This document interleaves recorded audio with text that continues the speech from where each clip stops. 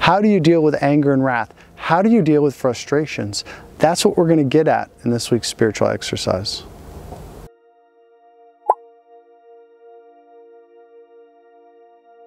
So what I've come to realize, all of us have to deal with anger and wrath. We have to deal with when we get frustrated with things. Now, a lot of times I'm coming to realize frustration is a form of anger. And so we really need to check out, how do I deal when I'm frustrated? How do I deal when I'm angry? Or when situations just get me a little perturbed? 3 strategies I got for you guys. First, imagine how much you have been forgiven. How much mercy God has had on you. Number 2, imagine being in heaven with the person. So imagine the life to come, that you're reunited with all those people that frustrate you, all those people who get you angry. Number 3, imagine your situation from an outsider's perspective. And sometimes I even like to imagine like it's like a camera on the wall looking at me and looking at the other person and kind of noting, well, what's my face saying? What's my body language saying? So the reason why I give these kind of thought experiments or brainstorms is they really do help us as we kind of try to look at our anger, look at our frustration, and play with different angles. That helps us come to a place of greater spiritual freedom. And that's what I think the church asks us in this week's reading, is to consider anger and wrath. Now, the gospel at first doesn't seem to have anything to do with anger and wrath. What it has to do with is a man who's not willing to forgive others as he has been forgiven. That's what the parable talks about.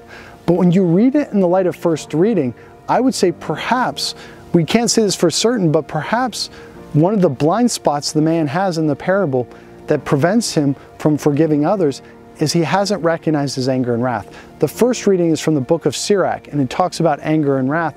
And then in the gospel, the parable, the man is forgiven by his master, and then he shows a lack of forgiveness. So those 3 spiritual exercises are actually kind of found within today's readings. The first, had the servant realized how much his master had forgiven him, it would have helped him to be more patient with those others around him. There would have been a greater font of gratitude. Gratitude is a great way to thwart anger and frustration. The second strategy was imagining heaven, imagining that perspective of time and eternity. And that's hinted at in the parable, because ultimately we know that the master is God, that we are made for communion and that relationship with Jesus Christ. So it may not be directly there, but we can definitely use it as a place of coming to spiritual freedom.